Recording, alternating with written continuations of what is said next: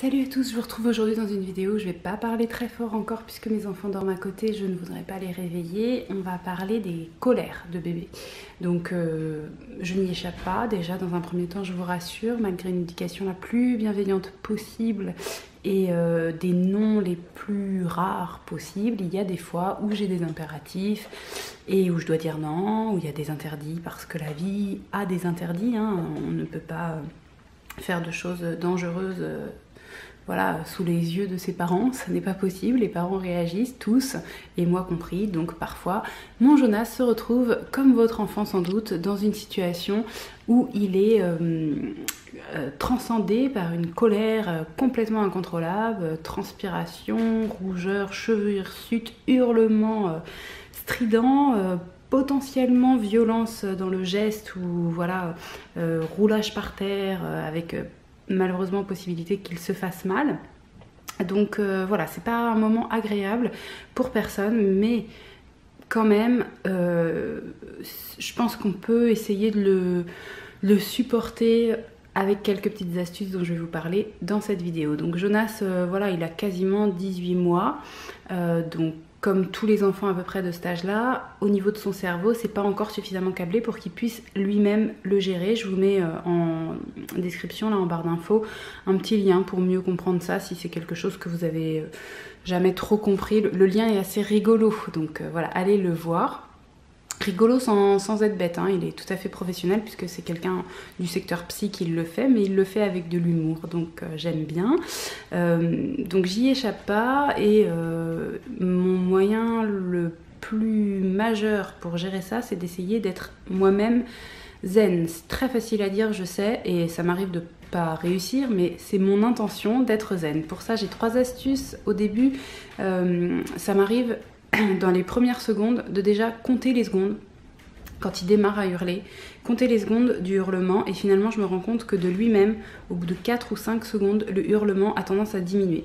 Donc finalement c'est pas beaucoup, ça dure pas si longtemps que ça, même si ça peut être très impressionnant. Et puis il y a aussi un autre truc que je fais, c'est de me dire que cette colère-là, c'est pas un problème, c'est normal en fait. Par rapport à son âge, c'est normal de s'exprimer par des colères. Donc c'est normal de ressentir la colère. La colère n'est pas une émotion à ne jamais ressentir. La colère est une émotion parfois utile dans la vie. Donc voilà, c'est juste que lui, bah, voilà, il va la ressentir pour des sujets qui sont tout à fait minimes. Donc ça, j'essaye aussi de m'en souvenir. C'est-à-dire que lui, le sujet pour lui, c'est quelque chose de majeur. Mais moi, avec mon regard d'adulte et mon recul, je sais qu'en réalité c'est mineur et j'essaye de m'en rappeler et de me dire voilà, et de regarder la scène un petit peu de loin, vous savez, comme si on était dans une autre dimension, de se dire ok, finalement si on est vraiment à fond dedans, on se dit c'est grave et tout, il hurle, ça dure hyper longtemps et tout, mais finalement si on regarde de loin, on se dit finalement c'est pas si long et finalement c'est pas si grave. Donc prendre un maximum de recul sur la situation, mais néanmoins, et c'est là où c'est subtil, essayez quand même d'être empathique. Mais empathique et froid, et distant, je pense que c'est quand même possible. Voilà, de ne pas soi-même se laisser envahir en fait par ce que l'enfant ressent, parce que nous, on sait que c'est pas si dramatique que ça. Enfin, je veux dire, des fois, ils se mettent dans des colères pour des trucs.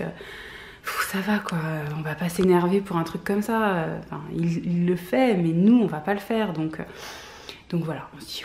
Ah, ok, t'as un problème avec ce truc, je comprends, et c'est là où on va être empathique. Et d'ailleurs, si vous voulez un petit peu perfectionner voilà, votre compréhension du fonctionnement des enfants, comment marche l'empathie, enfin, je vous parle juste vite fait de ce livre qui est de Catherine Guéguen, Pour une enfance heureuse, que vous connaissez peut-être déjà tous parce que c'est un des best-sellers quoi, sur la parentalité positive, mais moi je l'avais jamais lu en fait.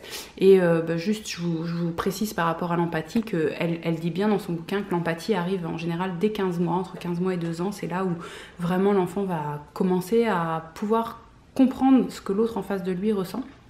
Et on va l'aider à ça si nous-mêmes on est empathique. On va l'aider à être empathique voilà, avec lui-même, j'ai envie de dire. Enfin voilà, à mieux se comprendre, à mieux s'écouter, à mieux s'observer, à mieux se calmer et aussi à mieux comprendre les autres si nous-mêmes on adopte un comportement empathique. Et puis tout simplement d'être empathique, vous le savez, ça aide à développer des comportements sociaux et donc à limiter les comportements antisociaux qui peuvent être de la violence, de l'agressivité, etc. Donc il y a un moyen très simple d'être empathique avec son enfant, c'est de se dire mais le pauvre quoi, il est prêt à se jeter la tête par terre, à se blesser pour une histoire de stylo que j'ai dû reprendre parce que j'avais un truc à signer ou quoi. Enfin, voilà, c'est les situations du quotidien, c'est des choses voilà, qu'on n'a pas toujours parfaitement anticipées et puis on se retrouve avec une obligation, avec un truc à enlever de la main de son enfant parce qu'on n'a pas eu le choix et puis voilà, et puis ça le met dans une colère noire et on se dit vraiment le pauvre de se mettre dans cet état, ça doit vraiment pas être rigolo. Enfin moi personnellement quand je les vois comme ça, les enfants, ils me font plus pitié qu'autre chose, donc ça aide beaucoup à être empathique comme ça, de ressentir cette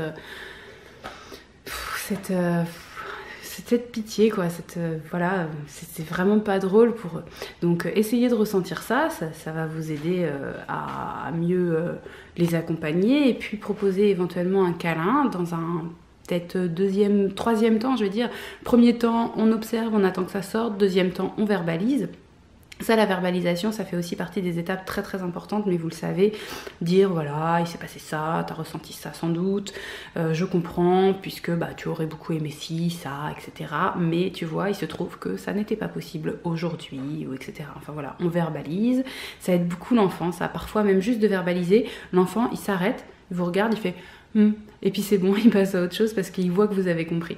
Donc on verbalise, et puis dans un dernier temps, si jamais on voit que l'enfant est encore pas très bien, mais est quand même plus calme, on dit est-ce que tu veux faire un câlin? Et il se trouve avec certains enfants, ça marche vraiment très très bien. Et avec Jonas, moi je sais que c'est vraiment un truc qui fonctionne. Des fois il est fâché, et il est encore pas complètement sorti de son truc, et je lui dis tu veux faire un câlin?